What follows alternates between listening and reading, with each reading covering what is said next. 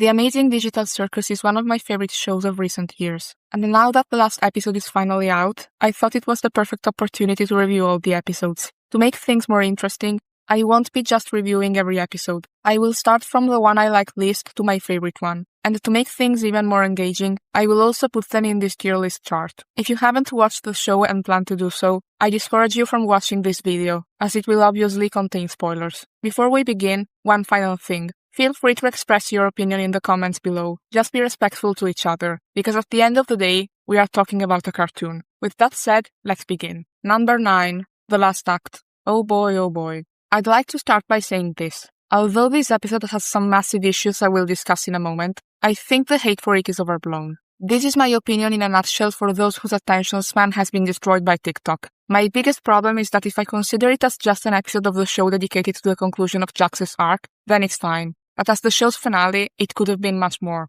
For all the others willing to listen to an in-depth discussion of the last act, let's begin. Since episode 9 dedicates 80% of its time to Jax, we might as well start by discussing this character. Jax abstracts off-screen during the first 10 minutes of the episode, and I honestly don't have a problem with this. We basically saw him abstracting in the beach episode, being stopped seconds before it happened. So there was no point in showing it again. Abstraction is a metaphor for suicide, and I find this portrayal of the subject realistic. When someone kills themselves, they won't tell you what they are about to do. You were just talking to them a day ago, and suddenly they are gone. It's abrupt and you don't get any closure. You don't see nor understand exactly what was going through their head when it happened. I think that's why it was done like that. I am also a bit surprised that people claimed his abstraction was unexpected. To me, it was very clear this was a when rather than an if. Throughout the previous episodes, it was clear to me that he was barely keeping afloat, and helped only because the issue with Kane was more omnipresent, and taking away the room or time for him to dwell on everything. Once Kane was deleted, he immediately lashed out at the easiest target for screwing up even more. And I also appreciate that he didn't come back. I, too, wanted Mufasa and Bambi's mom to come back, but that isn't just a narrative tool, it's also a consequence of life, and it's irreversible. I also didn't feel it was disrespectful to Jax to keep him around, and I really don't get the feeling they were treating him like a dog. Would people have preferred for him to be put in the cellar? He doesn't even display dog-like behaviors at all. The tent abstracted Jax is put in feels more like a metaphor for the afterlife, like a tomb where you occasionally put flowers. The most positive thing I can say about the episode is that I thought it was brave to show that not everyone can be saved. Despite what some numbskulls say, not everyone can be saved or redeemed, and this is because of two reasons. The first one is that some crimes are simply too wicked to be forgiven, and even if the abuser truly repents, it won't always be enough if the crime is very severe. The second reason is a hard pill to swallow for some people, but it's the truth. Some people can't be saved because they don't want to change. You can have the best support and friends and family on your side, but if you don't put some effort, things won't change. You can't expect someone else to do all the job. You have to swallow your pride, admit you have flaws, and work on them. Simply blaming everything and everyone reeks of sad commiseration. I get it. Sometimes life gets really bad, but ultimately you have to react. Throughout the show, Pomni has literally and figuratively lent her hand to Jax to say, I am here. I know you have issues, but if you choose to work on yourself, the others and I will be ready to help.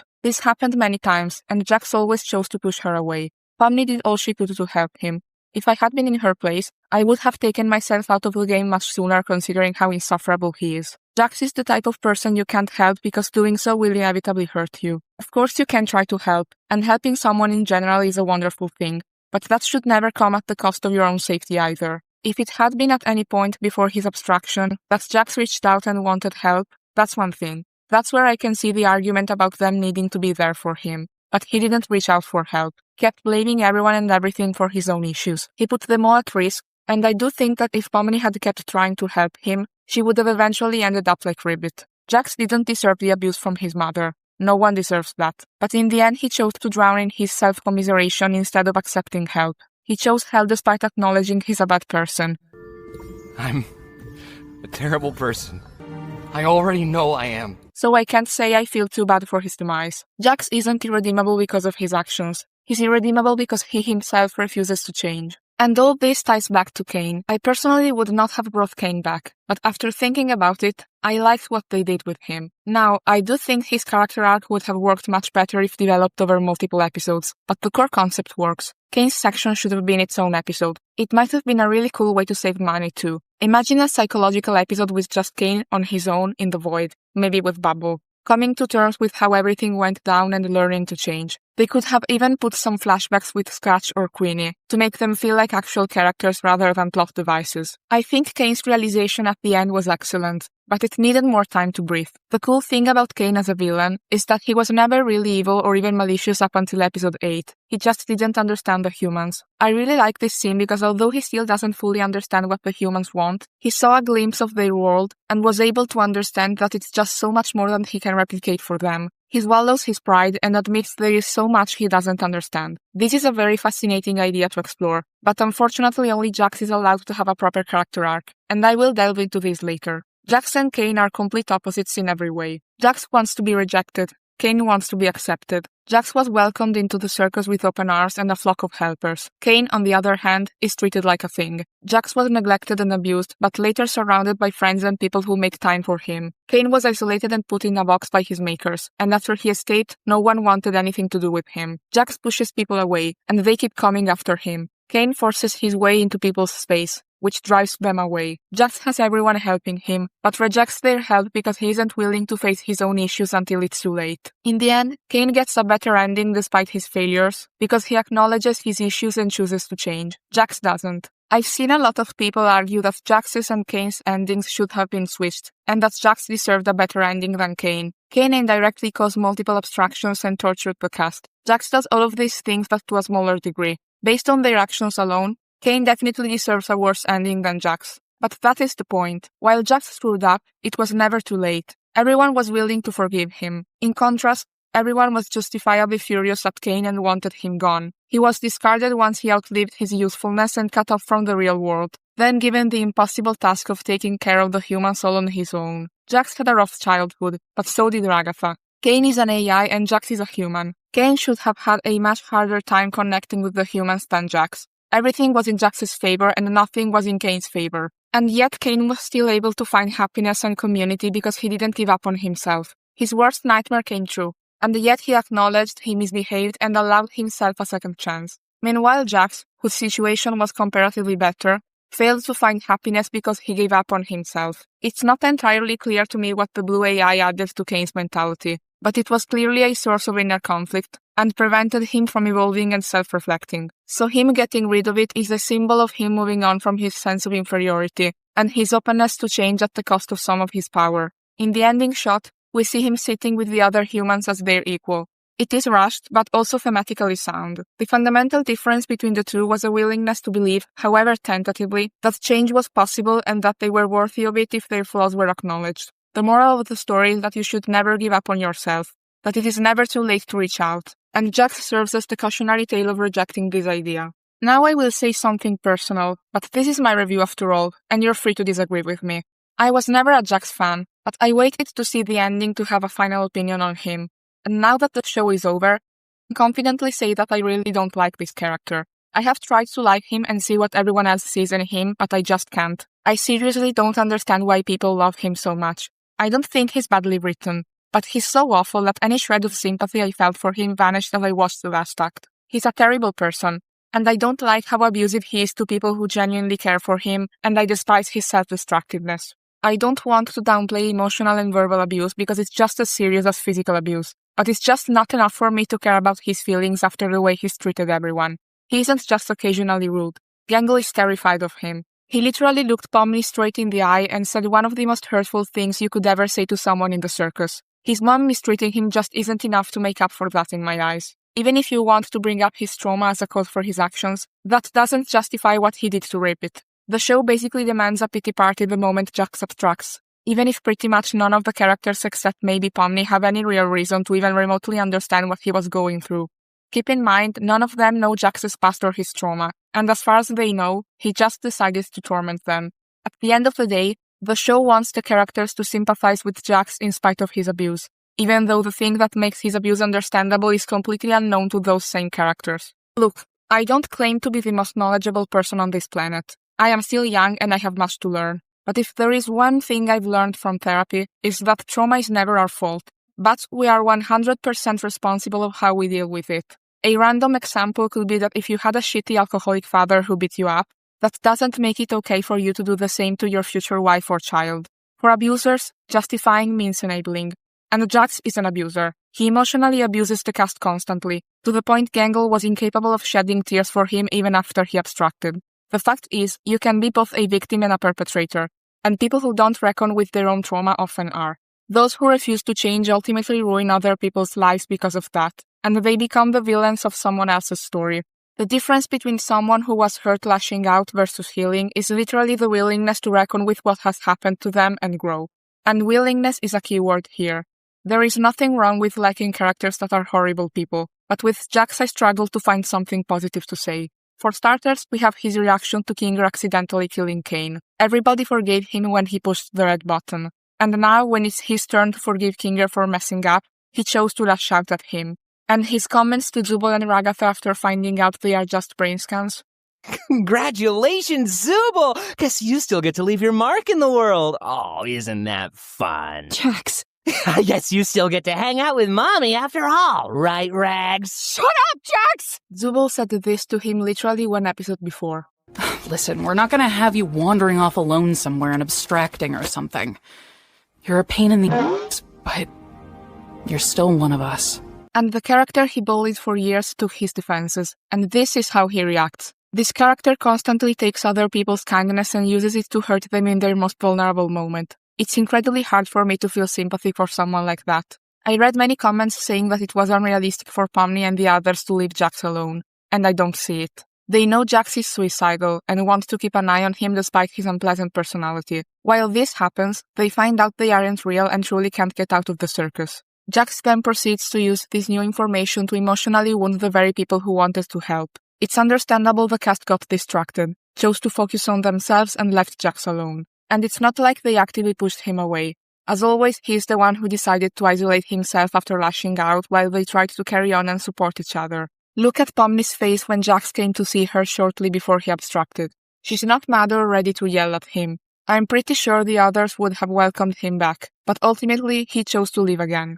And I can't blame the other characters for not having a savior complex and constantly babysitting Jax. Then we have the way he treated Ribbit and Kaufmo.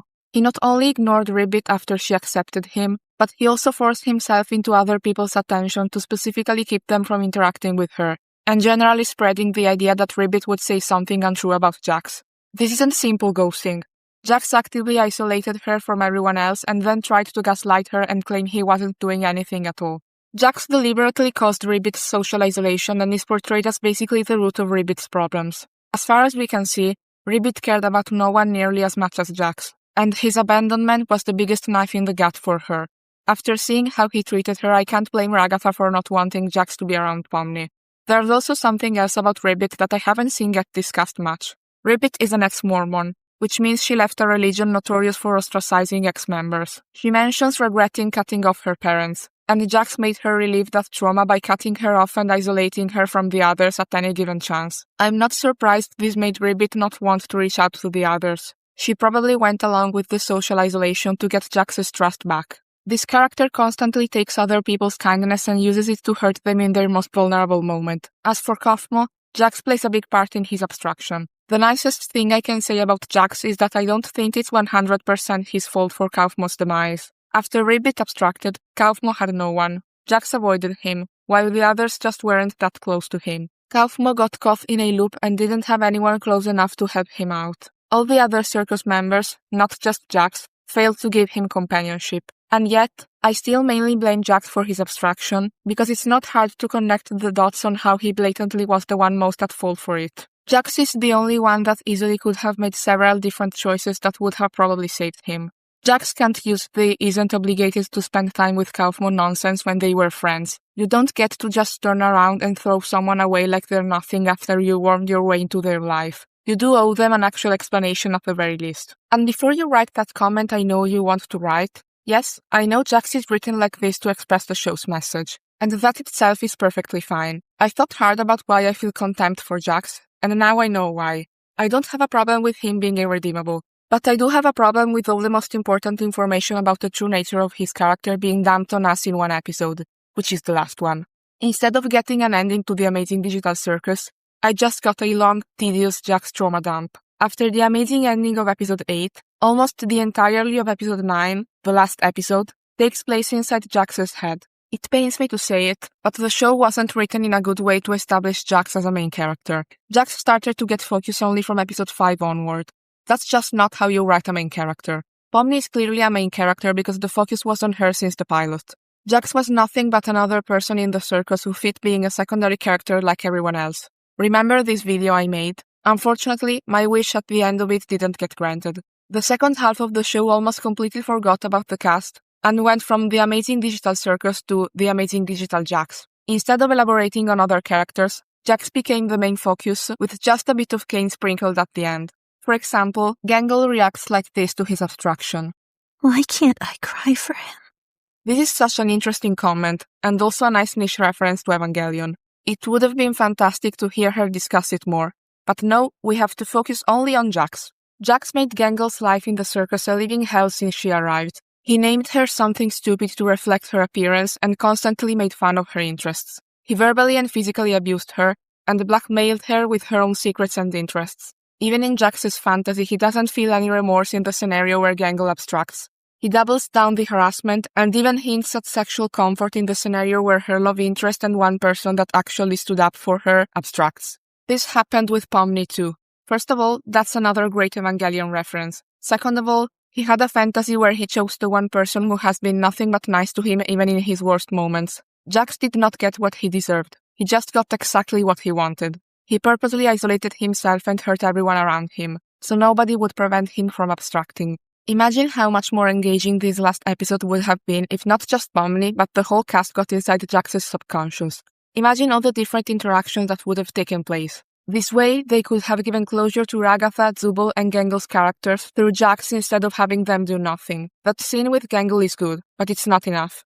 Now that this show is over and I've seen the extent of Jax's awfulness, I find it disappointing and also unrealistic how no one else seems to really be able to put him in his place. I understand Kinger and Gangle not saying anything, but Ragatha just goes, "Jax!" like he's a dog that she found eating food on the floor, and she knows what he did. Instead of calling him out as a group, they tend to do it in this weird one-on-one style confrontation which lets him exploit their insecurities. Zubul at the very least bites back, but most times she just blows him off and walks away. Sympathy is warranted to a degree, but the "I'm in my early 20s and have no agency for my actions" excuse doesn't work. Going back to the screen time problem, now that the show is over, I can say that it really needed more episodes to flesh out the other characters. Pomni and Zubul didn't interact once. I still mourn not only the Pomni and Ragatha interactions that should have happened, but also the Jax and Ragatha interactions that should have happened. That moment between Pomni and Ragatha was really sweet, but it would have hit much harder if they interacted more. The Ribbit flashbacks were laughably light on Ragatha's involvement in the whole thing, which is implied to be quite important. I will also build a memorial for the conversation that Jax and Kinger never had. Kinger and Kane didn't say anything to each other, and that is insane. And all this happens because Jax acts as some sort of black hole that takes away screen time from everything else in favor of his trauma.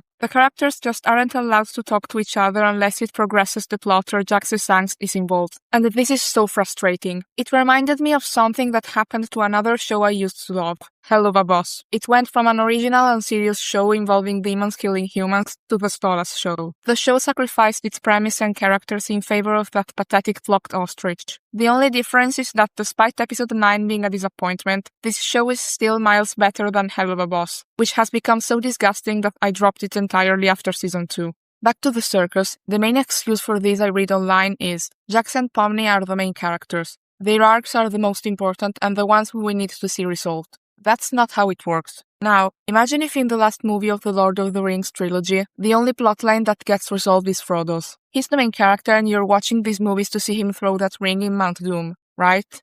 That means we don't care about the other members of the Fellowship, and their arcs can be resolved off screen, right? We don't need to see Aragorn become king, Gandalf aiding the Fellowship, Pippin lighting the first beacon to ask for military aid to defend Gondor, or Éowyn killing the Witch King of Angmar. They aren't the main characters, so their arcs don't matter as much as Frodo's. You see how stupid this sounds? Characters who aren't the protagonists still deserve time to finish their arcs. Making them happen off-screen is lazy.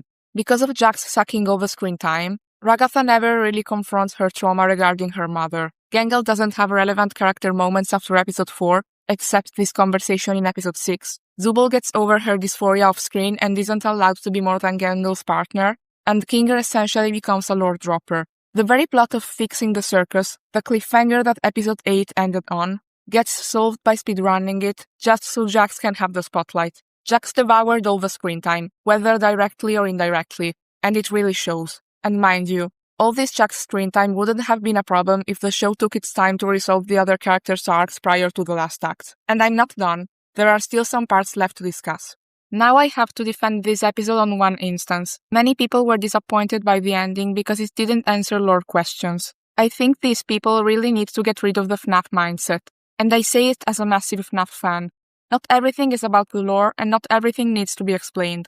The show has always been about the characters, not the lore or C&A. It would have been interesting to learn more about Queenie or Scratch, but ultimately, what matters the most are the characters. With that said, I do think it was a bit disappointing that the show didn't explain how they got scanned into the circus and most importantly, how the circus is still online. Klinger was a C&A developer, Pomni used to do urban exploring, and Jax was homeless and likely discovered the building. But what about the others? Zubel was a tattoo artist. She says she occasionally did urban exploring, but using this explanation sounds like a stretch. Ragatha lived on a farm. Gengel worked fast food, did art, and briefly attended college. The ending implies they all live in the same area, but that doesn't mean they would all go urban exploring and find the same building. It just seems out of character for some of them. Then I thought that maybe C&A did brain scans of people inside hospitals, and this would connect to Gengel having a car accident. But if that were the case, the circus would be full of people. And if this C&A building is sitting abandoned somewhere for people to be urban exploring it, how does it even have power to be operating the circus? There would have to be power for this AI to still be online. The lack of answers regarding these topics didn't upset me as much as other people, but I still think it would have been nice to know. I'm glad they finally confirmed the characters are brain scans, and the actual humans are out there in the real world. After episode 7, it was the only possible option left. And to be honest, I believed in this theory since the pilot, as it was more plausible than a VR set absorbing your whole body or just your consciousness. What made me feel disappointed was the characters' reaction to this. They cry a bit for a minute and then the plot moves on. And look at how the scene is framed. Even in this tragic moment that involves the whole cast, Jax has to steal the show with his comments and dramatic pose. Remember when I praised the hug between Ragatha and Pomni?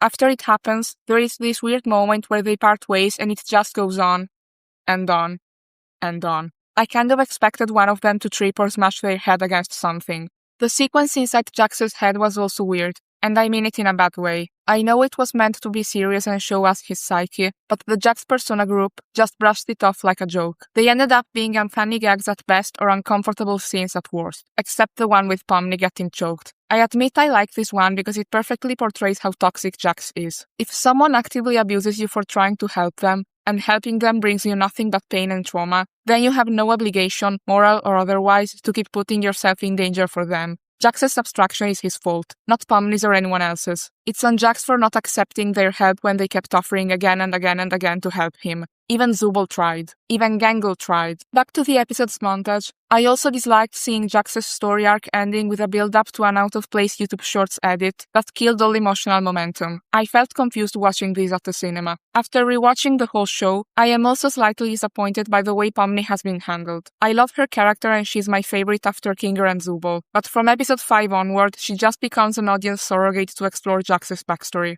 Pomni needed an additional emotional baggage. It's no coincidence that her nightmare sequence involves something related to the circus and not from her personal life. As for the actual ending with them seeing what happened to their real-life counterparts, I didn't mind it. It's weird how none of them reacted hysterically at the thought that they are clones stuck forever in the circus, while the originals are out there living their lives. But by the time I had reached this part of the episode, I was emotionally drained by the long Jax trauma dump, and seeing the rest of the cast happy made me feel better. In conclusion, while I enjoy how they concluded Jax and Kane's character arcs, this episode was a mess that left a very sour taste in my mouth. And I think Jax is awful. The ending succeeded into making me feel sympathy for his victims, not for him. No offense to all the Jax fans who are watching this video, but I can't stand bullies. I recognize this is more of a personal issue of mine and not the show's fault, but I would have preferred if the final episode didn't focus on such a horrible person, or at least gave satisfying conclusion to other characters' arcs before the grand finale. I wish it weren't like this, but the last act is a C. There is one last topic that needs to be discussed, but that will be for another video. Now let's move on.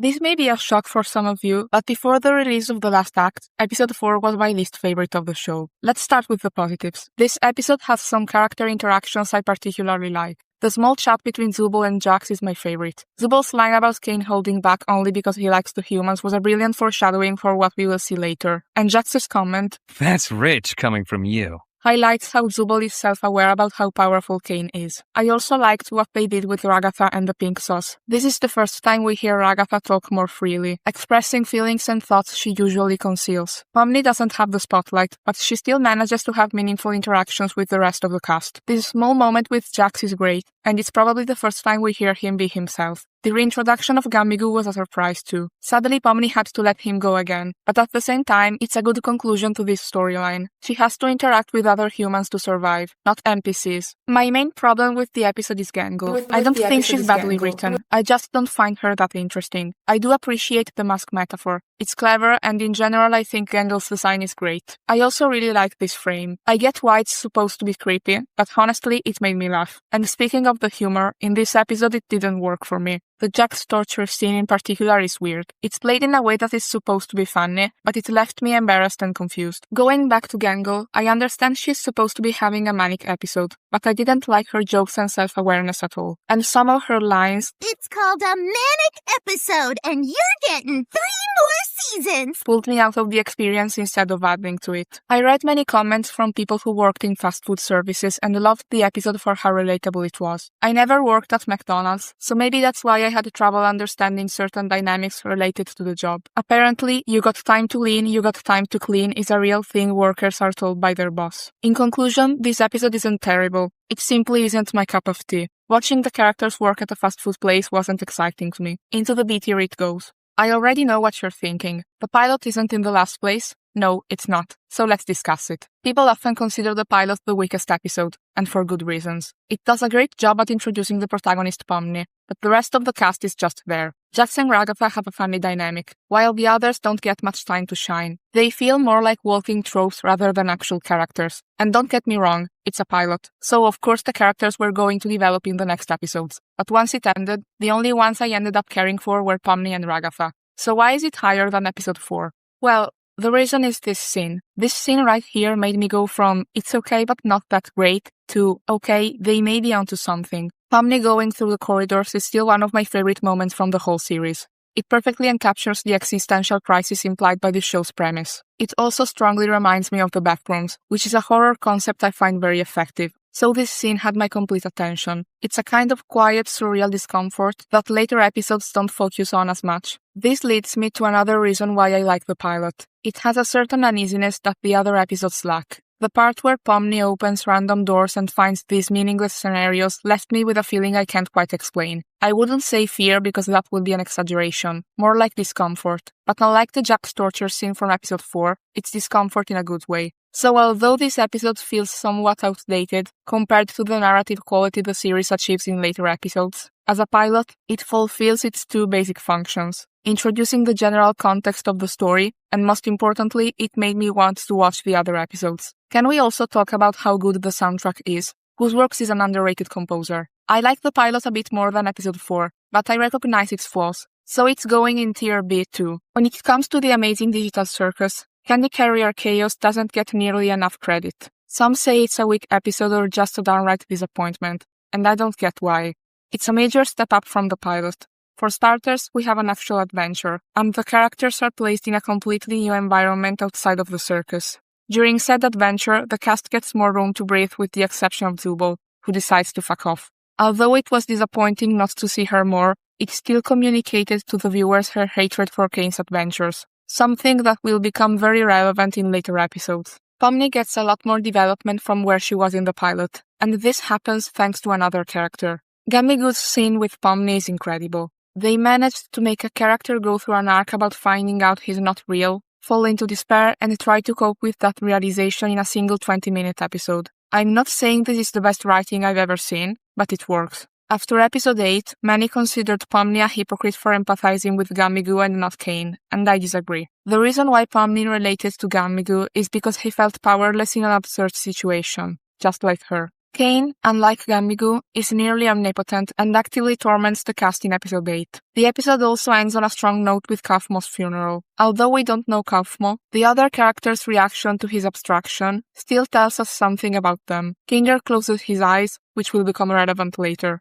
Ragatha is nice as always. Gangle shows her drawings, hinting that she and Kaufmo shared a hobby, and Zubel shows a softer side. And Jax has the most interesting reaction. Before leaving, he quickly expresses a flicker of genuine sadness. This moment in particular caught my interest because it reminded me of this panel from Berserk. And if you know, you know. Another aspect worth mentioning is the animation. The pilot had a somewhat amateurish feel, while episode 2 feels like something that would air on TV. Ultimately, Candy Carrier Chaos serves as a template for what a standard adventure in this world looks like before the show dives deeper into its characters and overarching themes. It's fun, it's engaging, and it still carries that underlying existential dread. But I also recognize that the rest of the show is better. By the time I finished this episode, I still wasn't completely sold on the show, but I was invested. So I will give Candy Carrier Chaos an A. The beach episode was supposed to divide the fandom, and personally, I loved it. What really sold this episode to me was that right from the start, I knew they weren't going to escape. Not only were there 2 other episodes coming out, but everything about Abel was suspicious.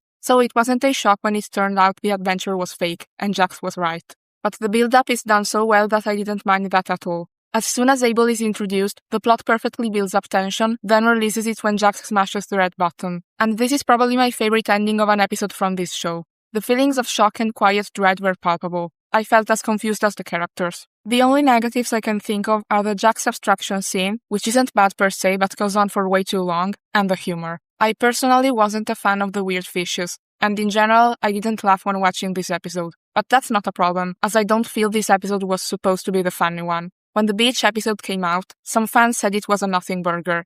I disagreed then, and I still disagree now. My favorite part of this episode was that just like the characters, it made us feel like we had everything figured out, but it turns out we know nothing. This whole thing turned out to be a setup for a joke.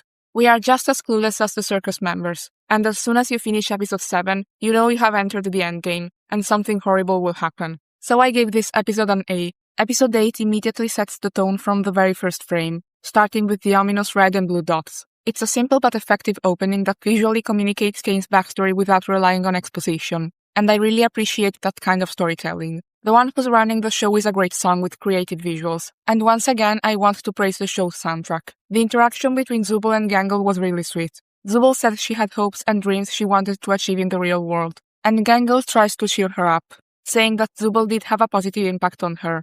Not only was it nice to have Gangle support Zubel for once and not the opposite, but I also found both their reactions to be believable. Having a positive impact on someone else's life is important, but it's also within Zubel's rights to wish to achieve something for herself. Kane weaponizing the cast's deepest fears is easily the episode's best moment. Ragatha's sequence in particular left an impact on me. I didn't expect her mother to resemble a creature from an analog horror series, and the way Ragatha doesn't react to being stabbed because her mother terrifies her more was a perfect way to portray this abusive relationship.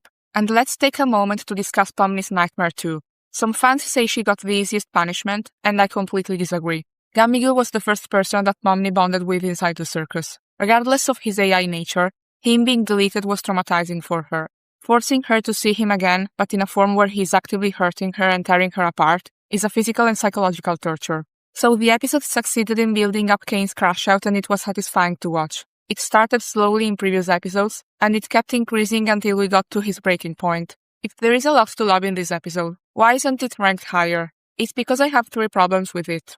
The first one is Kane himself. While it's interesting to see him completely lose control, I personally found him more compelling when his actions stemmed from a misguided desire for validation, rather than outright malice. Earlier he felt like a tragic figure, someone trying and failing to do good. Now he's more of a generic evil AI archetype. And if his core motivation is to keep the humans from abstracting, then deliberately torturing them feels contradictory. That behavior would only accelerate their abstraction, leaving him completely alone, which is exactly what he doesn't want. I know the show is inspired by I Have No Mouth and I Must Scream, but this shift makes him feel less unique, and at times too reminiscent of M. And I really don't like this line of dialogue. I am God! Then we have something I was really looking forward to. The follow-up to Jax pressing the button. And let me tell you, I was baffled at how Jax's transgressions were swept under the rug in episode 8. Don't get me wrong, I do think that Kane was the biggest problem at the moment, but everyone else chose to let him off the hook way too freely. For starters, this comment, We've all done bad things. makes no sense. I usually like the dialogues in this show, but this line doesn't sit right with me because the scale of those bad things is nowhere near comparable.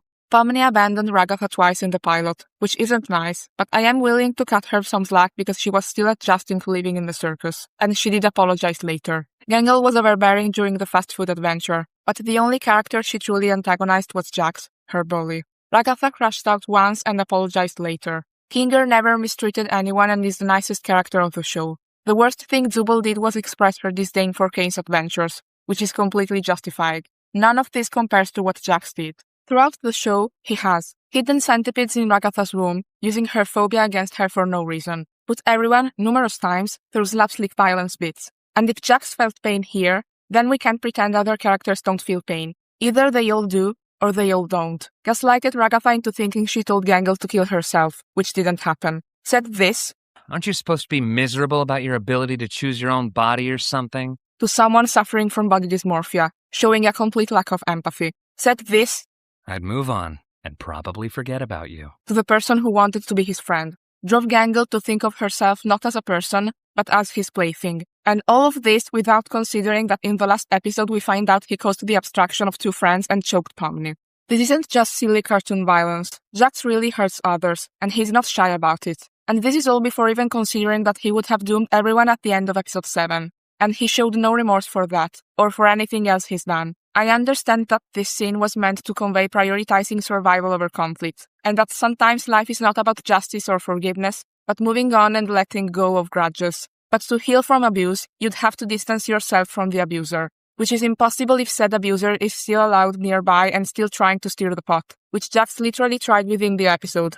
You know, things were just fine here until you and Zubul came along. Nothing? It's just baffling to me how Gangle went from being completely traumatized to not caring if her tormentor hangs out with them 2 episodes later. It would have felt much more real and impactful if Gangle, Zubul, and maybe Ragatha were conflicted about whether or not to kick Jax out, and a schism formed in the group because of it. Jax is likely to abstractive abandon, they know that, but from their perspectives, Jax has done nothing but harm them, and he might very well be the perpetrator who pushes them to abstract themselves, which has already happened twice. Instead, everyone collectively decides to forget that had the adventure been real, Jax would have put his personal angst before everyone's well-being. This is not a realistic reaction. If I had been in this situation, I would have at least demanded an explanation from Jax. Then we have the scene with Kinger. While I enjoyed it, it highlighted another problem I have with this show. Characters don't communicate. Pomni learned that Kinger becomes lucid in the dark in episode 3, and ever since then, she has never told the others about it. She discovers this, says nothing about it, only to bring it up 5 episodes later. And Kinger's behavior is strange too. Whenever he had the chance to stay in the dark with Pomni or Ragatha, why didn't he explain anything about the circus? To be completely honest, this isn't a problem present only in this episode. The characters constantly learn incomplete pieces of information and never follow up to them. Zubul doesn't tell anyone that when she told Kane during therapy that no one enjoys his adventures, the entire circus started to glitch. Ragatha tells Pomni that Jax doesn't have any friends anymore, and she never asks why. Ragatha never tells anyone that Kinger created a butterfly. No one asks Jax to explain why he pressed the button to keep them in the circus. There is no problem with scenes that are shown only to the audience, like the prologue at the beginning of the episode, or the flashback with Kinger and Queenie. But when the characters learn something potentially important, only to immediately put it in the backrooms, that's not good writing. So I like this episode, but it's not as perfect as everyone says. By the time Zubul's war, I couldn't wait to watch episode 9 to see how the show would have concluded. Despite everything, episode 8 does a great job at feeling like a penultimate episode, as it really feels like the beginning of the end. Into the 8th year it goes. Untitled is probably the funniest episode of the show, and also the one I enjoy rewatching the most. The intermission scene in particular is one of the most rewatchable parts of the series. The colors, the soundtrack, and the visuals are hypnotic. Using a multi-fast-paced adventure approach was genius, as it gave the episode a frenetic energy that never let up. I'm not a fan of that kind of pacing, but here it works. It felt like watching 6 episodes crammed into one, and yet it didn't leave me feeling with a headache. The energy stays high without losing clarity, which is honestly impressive. The bar scene is probably my favorite moment from the whole show. I already made a video where I explain why, so I won't repeat myself. Visually, the episode is also a standout, and the use of grayscale combined with neon lighting in the bar scene, for example, makes it instantly iconic. Seeing an anime sequence was an unexpected but pleasant surprise. Personally, the humor with the amazing digital circus is very hit or miss for me, but here it mostly lands. There were moments where I actually laughed. You should die. You should throw a f***ing beach party. Why do you swear now? I'm gonna kill you when this is over. I want you dead! I'm not doing this anymore. The only exception is Mate Jax. I just don't find this type of humor funny, but more power to you if you like it. This episode also has character development. Finally, Jax isn't a monodimensional asshole, and his interactions with Agatha carry actual weight, making you feel the tension building between them. And her crush shot during the baseball game, in my opinion, was justified. This apology scene in particular stuck with me. In short, Ragatha apologizes to Pomni for getting a bit heated up and snapping at Jax, and he seizes the opportunity to rub salt into the wound, asking her where his apology is. Ragatha apologizes, but also adds this. I'm sorry, Jax, for bringing up that thing earlier. And judging by his reaction, it got under his skin. Many claimed that Ragatha showed her true colors and is actually a horrible person, and I disagree. Ragatha isn't 100% pure, and although Jax is very unpleasant to have around, I do think it was wrong for her to comment not anymore when referring to his abstracted friends. But I can't blame her for acting like this when Jax constantly antagonizes everyone. I wouldn't be so empathetic to the person who puts centipedes in my room and throws me in a deep fryer. So yes, Ragatha's comment was rude, and by the way her apology plays out, she's still pissed at Jax and didn't really feel like apologizing. But I honestly can understand where she's coming from. It didn't give me the impression that she was revealing some hidden cruelty, just reacting to ongoing mistreatment. Jax getting a taste of his own medicine for once was satisfying, at least to me. Overall, Untitled was a chaotic but fun experience, so it goes into the A tier. Can we all agree that the show peaked at They All Get Guns? The only negative part I can think of is that we don't get to see Pomni and Ragatha talk, which in retrospective, given what happens in the last act, was very needed. But other than that, this episode does everything right. For starters, the episode has perfect pacing. It didn't bore me for even a minute and the adventure was fun to watch. And there's something this episode does that no other episode manages to do. The argument between Jax and Pomni at the end is by far the most memorable moment of the episode, and it's undeniable that Jax has the spotlight in They All Get Guns. And despite that, this episode has wonderful scenes dedicated to each circus member. I've already dedicated a whole video to Jax's breakdown, and he has already taken enough space in this video. So I want to focus on the other characters. Ragatha and Kinger hanging out in the aquarium to talk reminded me of this scene in Evangelion 2.0 where Rei and Shinji have a conversation in the aquarium. It was nice to see their relationship get expanded, and it connected nicely to the flashback shown at the beginning of episode 8. And the scene with Gangle and Zubul managed to do the impossible. Now, if you've watched my other circus videos, you know I don't like Gangle that much. This moment made me see her in a different light and also understand how much Jax's abuse has affected her psyche. Now that the show is over and I've seen it again, I appreciate Gangle much more. And Zubul is great as always.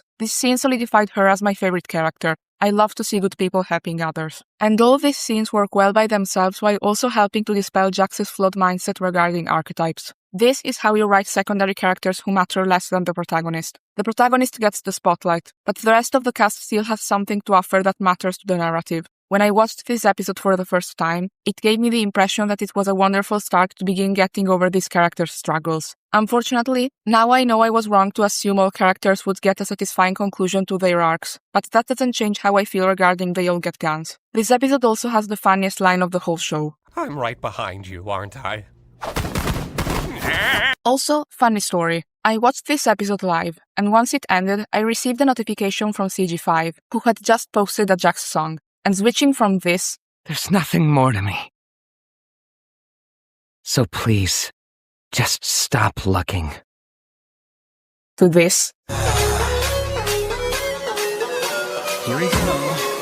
was some of the best tonal whiplash I've ever experienced. They All Get Guns goes in the S tier. So after all this, why isn't this episode number 1? What could possibly be better? If you asked me which episode convinced me this series was going to be special, I would answer The Mystery of Mildenhall Manor in a heartbeat. Up until this point in the show, I was invested in the circus setting, but not too much in the characters, with the exception of the protagonist. But episode 3 changed that. For starters, it's a horror-themed episode, and as a horror enthusiast, that's great. And despite being undeniably horror, this episode still manages to have some comedic moments here and there. And then, after an unexpected possession scene, we get one of the best moments from the whole show. Pomni is rightfully traumatized, and Kinger, the crazy one, shows some lucidity and tries to cheer her up, and it feels sincere. When listening to Kinger, I never got the impression for a moment that the show was pandering to me or preaching a message. It sounded like I was listening to two people having a heart-to-heart conversation, with one of them genuinely trying to help the other one. And there's also a well-executed Chekhov's gun. The episode starts with the other characters explaining to Pomni what happens to their avatars when they hold their breath. This isn't just casual conversation. It becomes relevant in the episode's ending, as Kinger becomes a beacon of hope, both literally and figuratively. He is the carrier of the show's message. Cherish the people around you and the memories you make with them. It's a simple yet effective message, made great by the writing and voice acting. The other half of the episode is the weaker one, but it still has some good moments as it offers introspection for both Zubul and Kane. The previous episodes essentially had Zubul not be a relevant character at all, to the point I had forgotten she existed, but in this episode we finally get something from her. I have to be completely honest with you. I don't get gender dysphoria. And with that, I don't mean I think it's not a real thing. I'm just saying that it's hard for me to understand what people mean when they say they don't feel comfortable in their body. And her speech with Kane actually made me comprehend it better than any scientific report I read on the topic. Gooseworks is transgender, but I don't know the details of how she feels regarding her body. And since I'm not an ass and it's none of my business, I won't make assumptions. But given how real Zubul's explanation felt, I wouldn't be surprised if it came from the author's personal experience. Zubul's speech resonated with other people who suffer the same way she does, and I'm glad for them. Fiction isn't just something that entertains us. It can also help us understand ourselves and cope with our problems. That's probably not what this episode is remembered for, as the scene with Kinger and Pomni is more memorable, but it's still a nice subplot. The episode also let us get to know Kane. His obliviousness to Zubul's problems is partially played as a joke, given the cheerful nature of the character. But at the same time, you can't help but feel bad for Zubul. The therapy session portrays Kane as someone who isn't malicious but still causes unintentional harm, which made him much more interesting to me. My main critique of the episode is that it could have been longer. The main focus was on Kinger, Pomni, and Zubul to an extent, but the other characters really feel like extras. I would have loved to see more of the other circus members and even Martha Mildenhall, but other than that, this is a spectacular episode that manages to end with a quiet sense of warmth despite its horror imagery. My brain tells me that They All Get Guns is the better episode, but for once I listen to my heart. This is my favorite episode of the show. The mystery of Mildenhall Manor goes straight into the S tier. Looking back on the show now, I still love it, but with some distance from the hype, I'd say it was overhyped by a large degree. When the episodes were releasing, it was easy to get swept up in the excitement. Every new episode became a huge event for me. The show had plenty of strengths, but it also had weaknesses I initially overlooked. Now that the series is over, I rewatched it twice prior to making this video, and I've been trying to look at it as a complete story, rather than judging it episode by episode. And there are definitely issues that become more noticeable. The limited character development for most of the cast, some unexplored ideas, the pacing, and certain emotional moments that could have used more build-up stand out a lot more in hindsight. I still think The Amazing Digital Circus is a good show that I will rewatch from time to time in the future, but I also think some of its flaws prevented it from going from good to amazing. In the end, I'd rate the show a 7. It was an 8.5 before the ending, which I unfortunately found very disappointing, but that's just my opinion, and now I'm curious to hear yours. Let me know in the comments if you liked the ending, or if it made you want to bang your head on a wall. All opinions are welcomed, but please don't go at each other's throats. Remember, we are discussing cartoons, not life or death matters. I also want to thank my real-life friend Samuel, who went to the cinema with me, and all of you who watched this video from start to end. Thank you all so much for your support, and as always, have a great day.